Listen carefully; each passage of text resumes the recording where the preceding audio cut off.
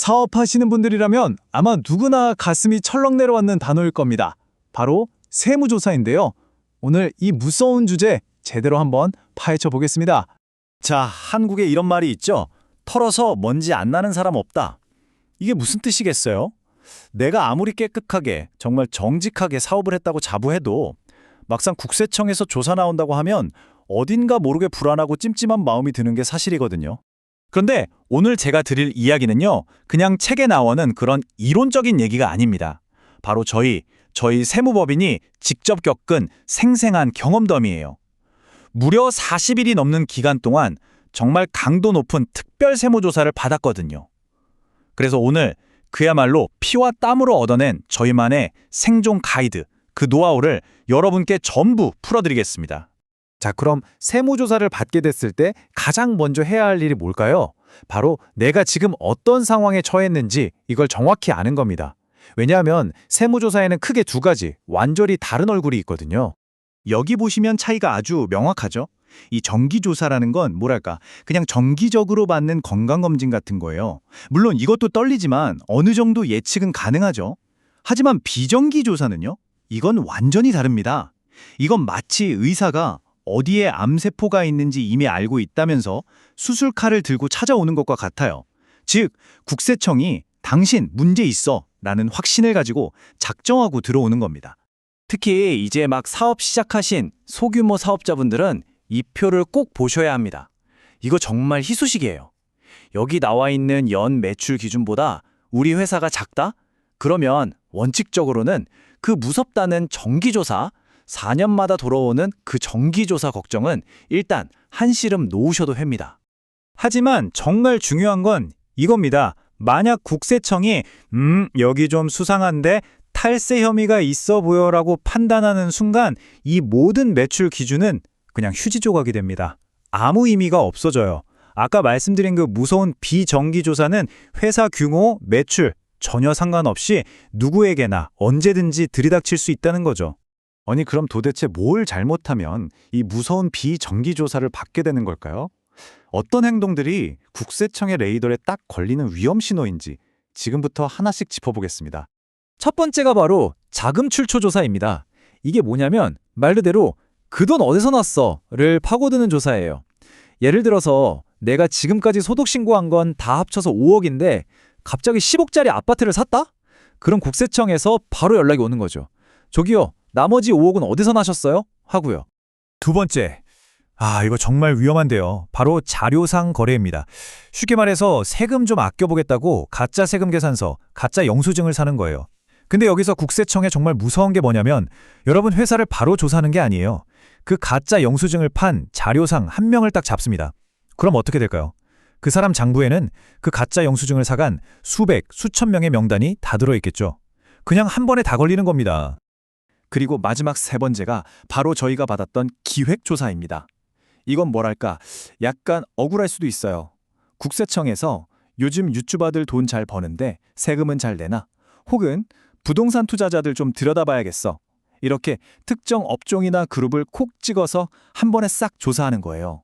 그러니까 나는 특별히 잘못한 게 없어도 내가 그 그룹에 속해 있다는 이유 하나만으로 조사 대상에 오를 수 있는 거죠. 자, 그럼 이제 어찌어찌해서 조사관들이 우리 회사 사무실 문을 딱 열고 들어왔다고 칩시다.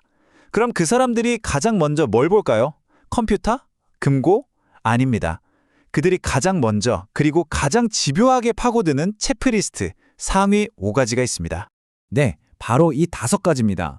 법인카드 사적 사용, 매출 누락, 상품권 구매, 업무용 차량, 그리고 특수관계자 거래. 왜 하필 이 5가지일까요?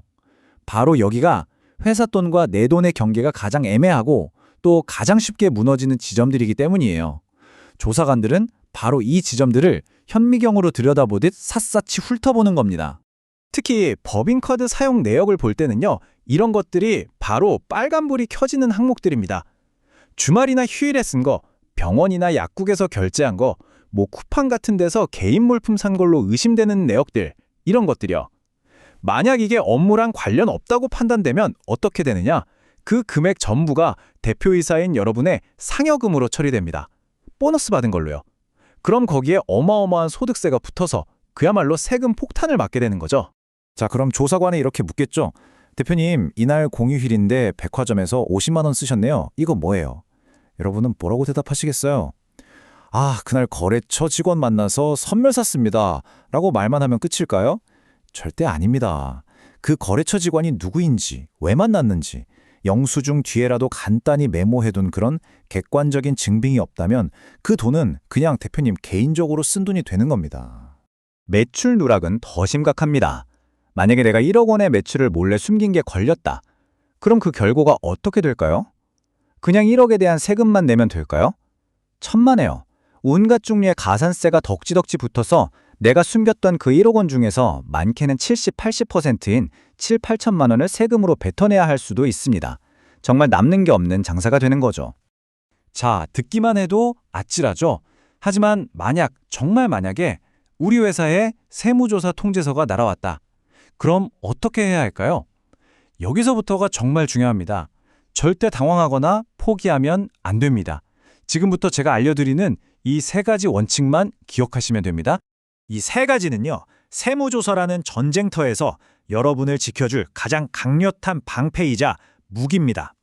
두려움에 떨면서 끌려다니는 게 아니라 상황을 통제하고 주도권을 잡게 해줄 거예요. 첫째, 감정이 아닌 팩트로.